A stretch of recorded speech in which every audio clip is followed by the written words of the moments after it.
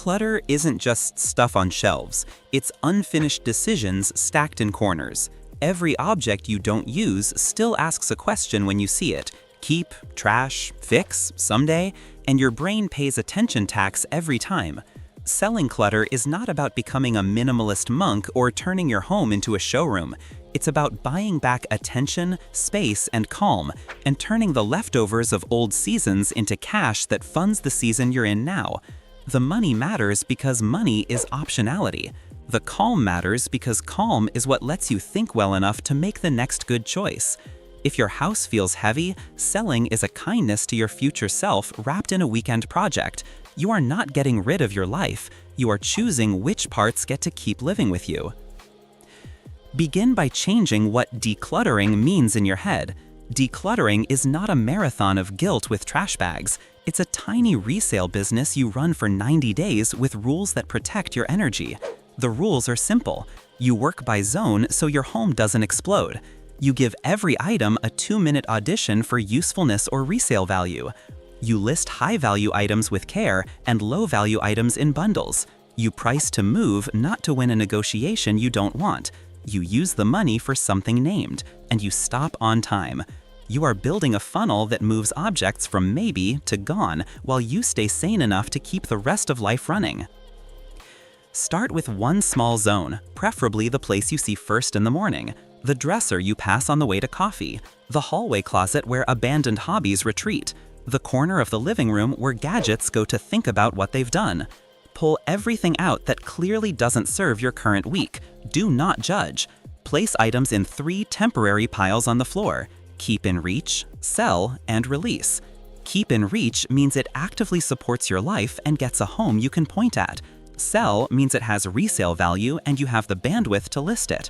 Release means donation or recycling because the resale value isn't worth the time or the item is not allowed on platforms. You are not tackling the basement yet. You are proving to yourself that decisions can be small and generous. The 2-minute audition is a quiet superpower because it drains drama. Pick the item up. Ask 2 questions. Would I buy this again today at this price? When will I use it in the next 2 weeks? If the answer is no and not soon, the default is sell or release. For sentimental things, shift the question slightly. What story does this object hold, and is the story portable without the object? You can keep anything you love, but you cannot keep everything because you love the feeling of who you were when you bought it. Take a photo, write 2 sentences about the memory, keep one object that carries the feeling, and let its duplicates go. Sentiment is honored by attention, not by mass.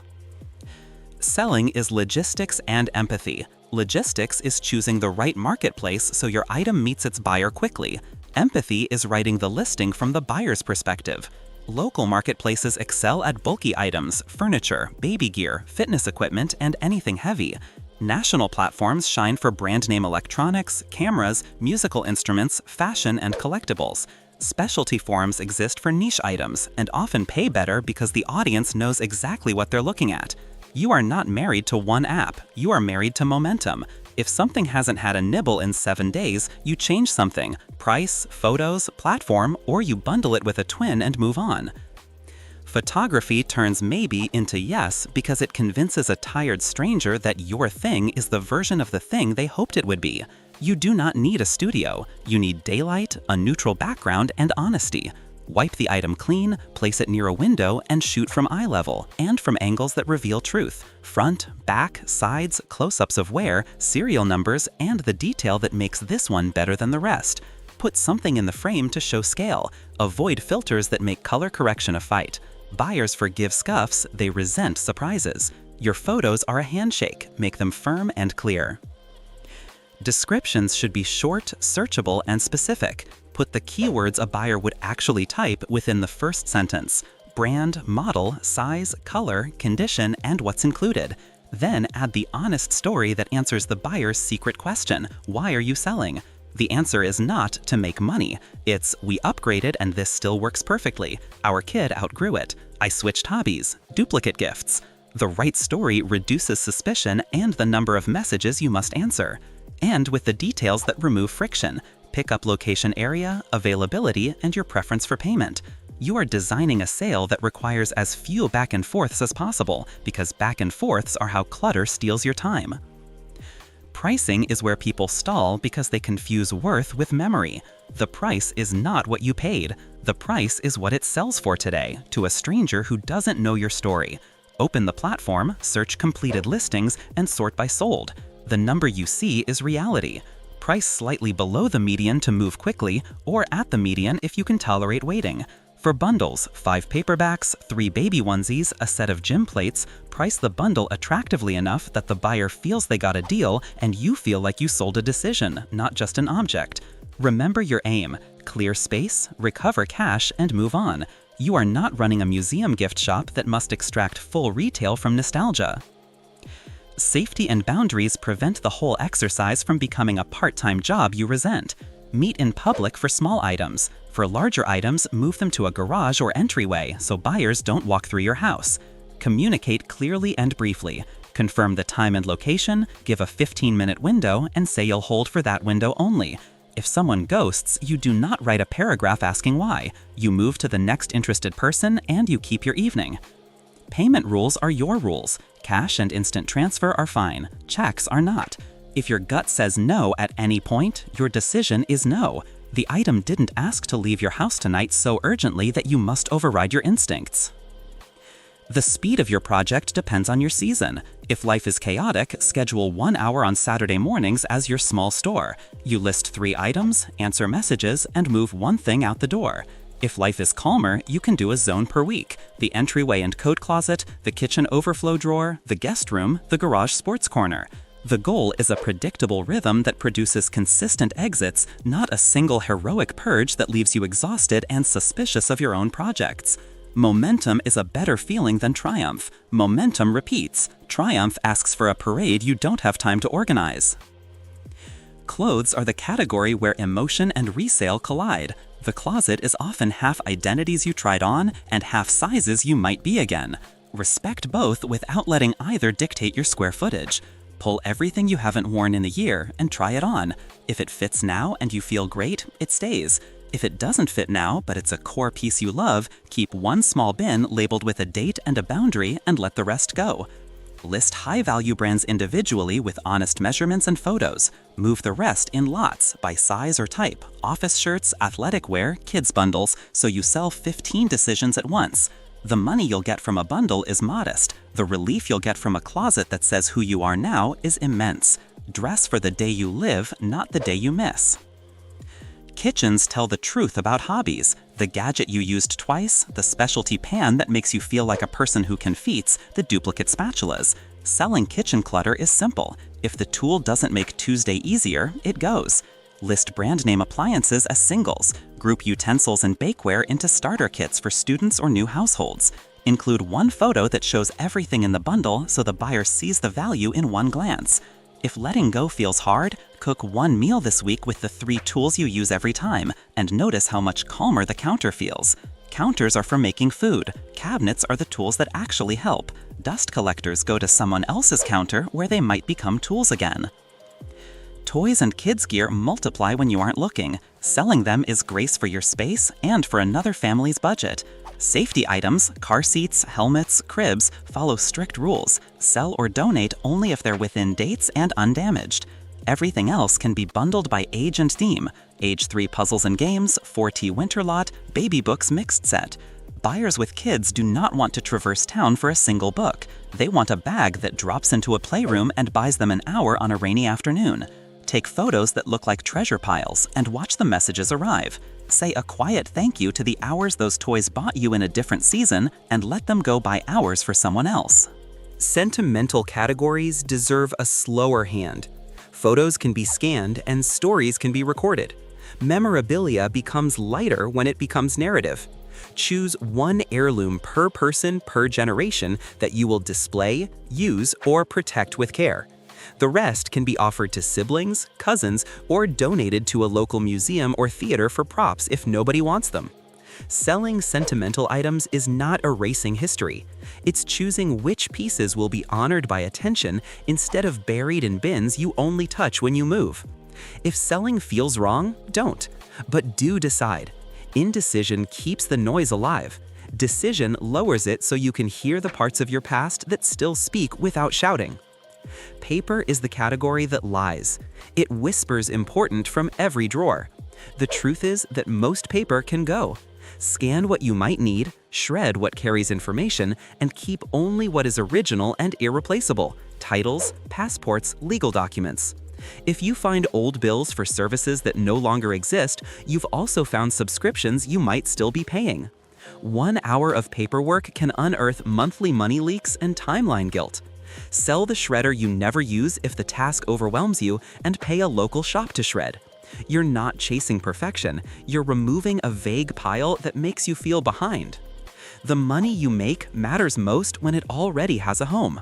Choose the destination before you list the first item. Send every sale automatically to an account named for the job that makes you smile. The emergency fund that turns breakdowns into inconveniences. The debt you want to see shrink. The travel fund that buys an experience that actually gets used. The project that fixes a thing you use daily. The difference between random cash and progress is a name. When your phone vibrates with a payment, you'll feel the space you created become something visible instead of evaporating into a general wallet that disappears by Tuesday. There will be moments when you're tempted to keep something because of what you paid, not because of what you need. That feeling has a name: sunk cost fallacy. The price you paid then does not decide how much attention you should pay now. Selling for less than you wish is not losing. It's converting an error into a lesson and into money that actually fits your life. If you hear a voice in your head assigning moral weight to a decision about a lamp, be kind to that voice and keep the lamp if kindness is what you need.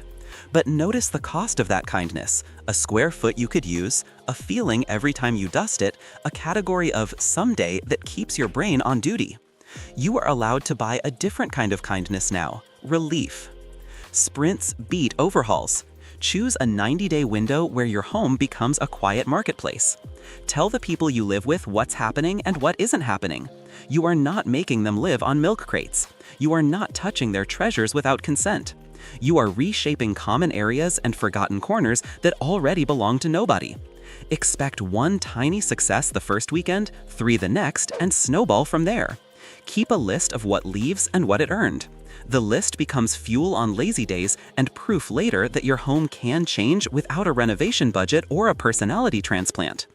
When the easy items are gone, decide how deep you want to go.